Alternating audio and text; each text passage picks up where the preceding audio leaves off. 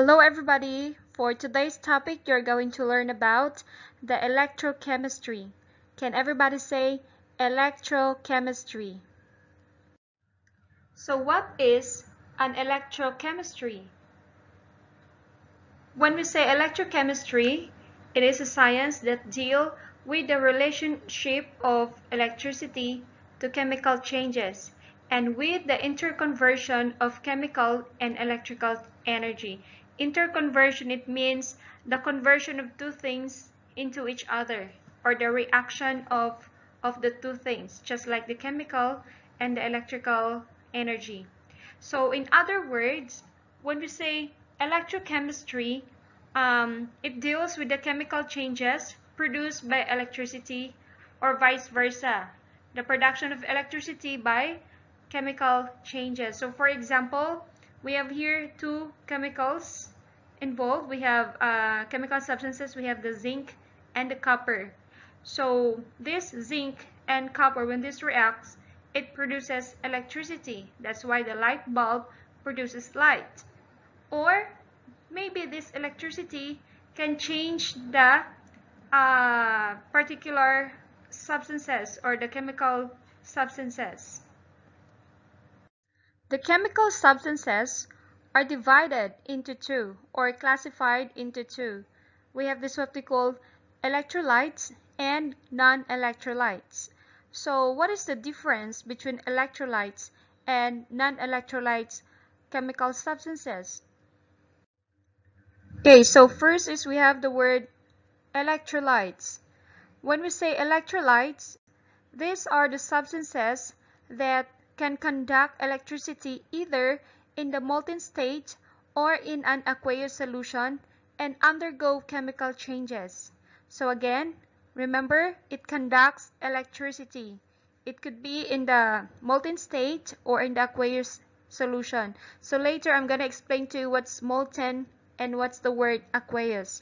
So what is important is when we say electrolytes, it can conduct electricity. Where?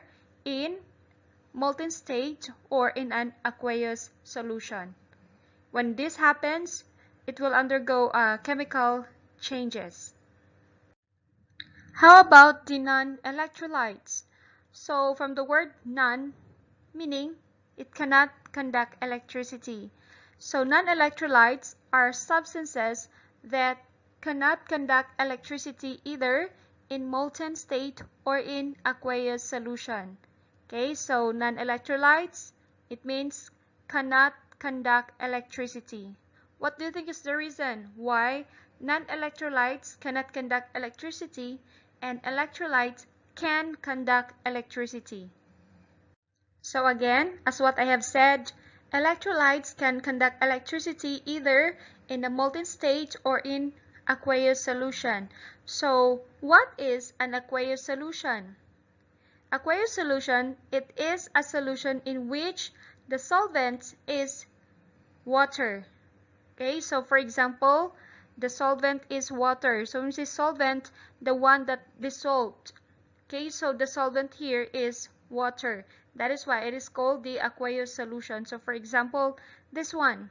So the substance dissolved because the solvent is water. So that's why it is called the aqueous solution. Next is let us define a molten solution.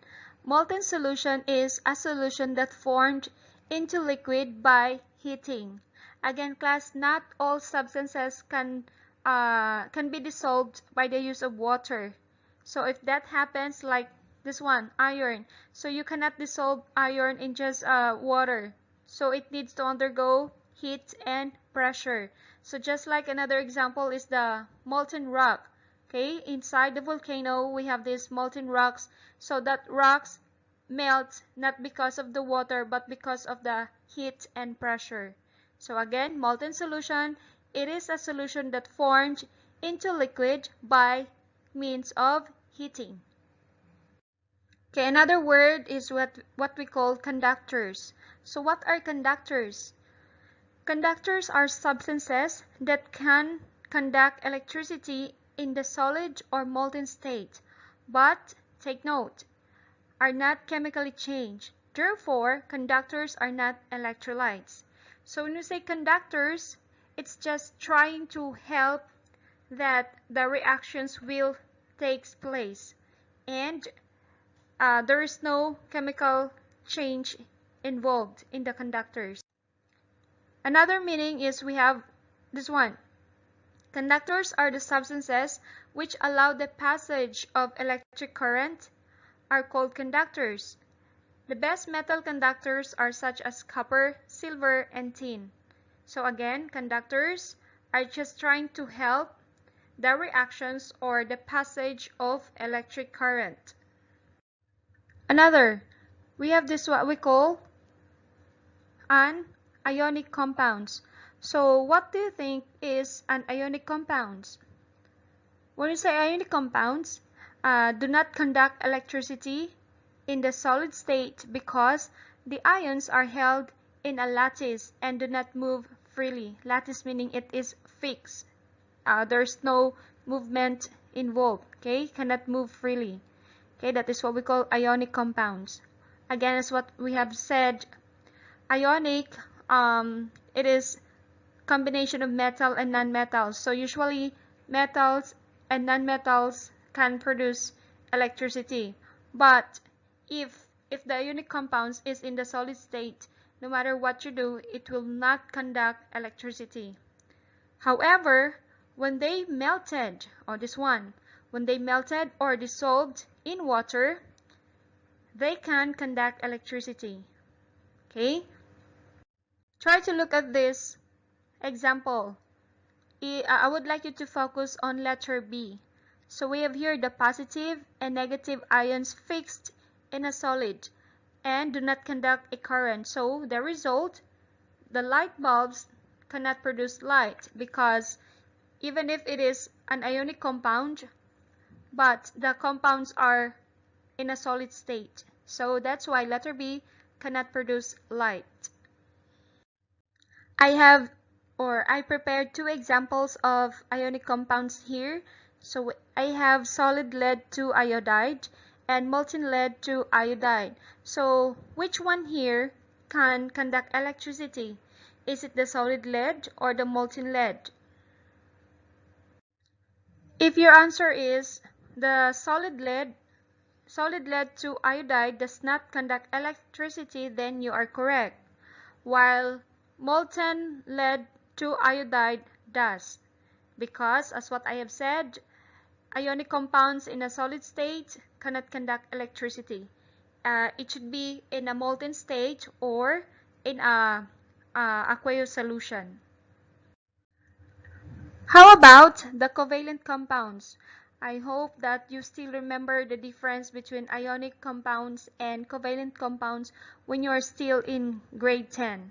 So covalent compounds, they exist as molecules in organic solvents. Hence, they do not conduct electricity in organic solvents such as methyl benzene. However, if the solutions of hydrogen chloride and ammonia in water conduct electricity, this is because they exist as free mobile ions in water. Examples, we have hydrochloric acid and ammonia. Let us take a look on the three examples here. So letter A, we have distilled water, and distilled water does not conduct a current because distilled water is not an ionic compound. It is a covalent compound. Letter B, yes, letter B is an ionic compound, but it does not conduct electricity. There is no light in the light bulb because the ions are in fixed solid state. Okay, it is in the solid state and do not conduct a current. How about letter C? So as you can see, only letter C produces light. Why? Because in solution, positive and negative ions move and conduct a current. So that is why it produces light, because the solutions are in aqueous or in a molten state. Okay, so before we have our review today, let me remind you that I prepared a short quiz and I attach it in your Google Class or in your Google Classroom. So kindly answer right after our discussion today. Okay, so for my review question, explain why solid lead 2 chloride does not conduct electricity, while molten lead 2 chloride does. Okay, another question is, I would like you to explain why sulfuric acid can conduct electricity and molten sulfur cannot conduct electricity. Okay, class, I would like you to compare your answer or check your own answer after this slide. Thank you so much and have a nice day.